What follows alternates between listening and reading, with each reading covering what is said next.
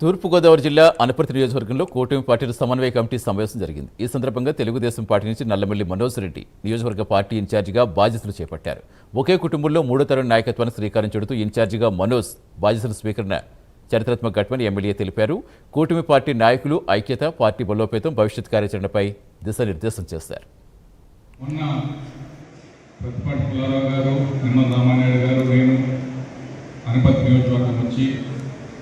Telugu Desam party కార్యకర్తల యొక్క నాయకుల యొక్క మనోభావాలు తెలుసుకుని ఇవన్నీ మొన్న చంద్రబాబు నాయుడు గారి ముందు సమర్పించినప్పుడు సార్ ఇక్కడ ప్రతి ఒక్కరూ కూడా ఏకగ్రీవంగా నల్లమల్లి మనోజ్ రెడ్డి గారికి ఇవ్వాలి అని ప్రతిపాదించేయడం అని చెప్పగానే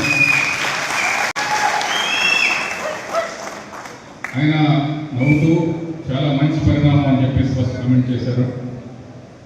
మమ్మల్ని అందరినీ పూర్తిగా ఆయన సపోర్ట్గా ఉండి ఆయన నాయకత్వాన్ని బలపరచమని మాకు స్పష్టమైనటువంటి ఆదేశాలు ఆయన ఇవ్వడం జరిగింది. అదేవిధంగా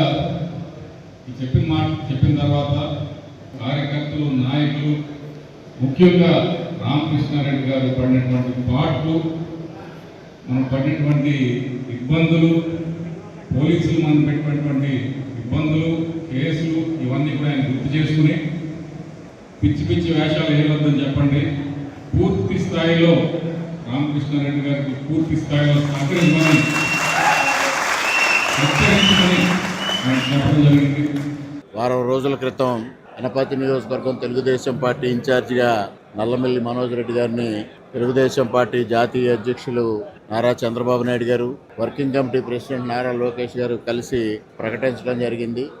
ఆ సందర్భంగా ఈరోజు అనపర్తి నియోజకవర్గంలో కూటమి ఆత్మీయ సమావేశం నిర్వహించి అందరికీ అభినందనలు, శుభాకాంక్షలు తెలియజెప్పడం జరిగింది. ముఖ్యంగా ఇదొక చరిత్ర. తెలుగుదేశం పార్టీ చరిత్రలో మొట్టమొదటిసారిగా మూడవ తరం నాయకుడిగా మనోజ్ ఎంపిక కాబడడం ఒక చరిత్ర. అదేవిధంగా ఇవాళ మొత్తం తెలుగుదేశం పార్టీ ఇన్ఛార్జీలందరిలోని అతి పిన్న వయస్కుడు కావడం గమనార్హం. అటువంటి పిన్న వయస్కుడైన ఈ కుటుంబ నేపథ్యాన్ని అనుసరించి ఈ కుటుంబం పైన ఉన్న నమ్మకంతో చంద్రబాబు నాయుడు గారు ఈ పెద్ద బాధ్యతని మనోజ్ రెడ్డి